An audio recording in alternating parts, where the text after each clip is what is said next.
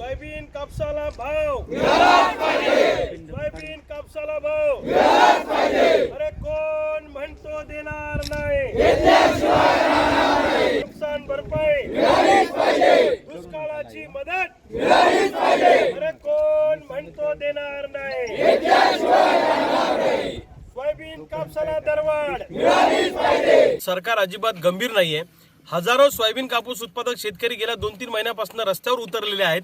या शेतकऱ्यांची मागणी काय आहे की सोयाबीनला आणि कापसाला दरवाढ मिळाली पाहिजे, केंद्र सरकारने आयात निर्यातीच्या धोरणात बदल केला पाहिजे, दुष्काळाची 1 रुपयाची मदत अजूनपर्यंत मिळालेली नाही, येलो मोजॅक, बोंडअळी आणि लाल्यामुळे जे नुकसान झालं त्याचा सुद्धा 1ही रुपया शेतकऱ्यांच्या खात्यामध्ये अजून पडला नाही, पीक विम्याची फायनल रक्कम अजून शेतकऱ्यांना मिळाली नाही।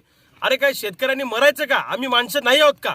आमचं जगणं माणूस म्हणून तुम्ही मान्य करणार आहे की नाही करणार आहे हा सरकारला आमचा सवाल आहे। आमचा जीव गेल्यावर तुम्हाला जाग येणार आहे का? आमची आत्महत्या झाल्यावर मग तुमचे डोकं ठिकाणावर येणार नाही का? आज रोज 4 शेतकरी विदर्भामध्ये आत्महत्या करताय। या सरकारला लाज वाटली पाहिजे की कशाच्या भरोशावर तुम्ही अधिवेशन घेता? अरे नागपूरचं अधिवेशन विदर्भातल्या प्रश्नांवर चर्चा करून न्याय देण्यासाठी असतं। काय चर्चा तुम्ही करता? सोयाबीन कापूस पट्ट्यातून निवडून येणारे आमदार खासदार ना विधिमंडळात बोलत ना दिल्लीच्या अधिवेशनात बोलत का अंडे उबायला तुम्ही निवडून गेले का? या आमदार खासदारांना सुद्धा आम्ही आता जा विचारणार आहे की तुम्ही तिथे जाऊन सोयाबीन कापसाच्या दरवाढीबद्दल काय बोलले।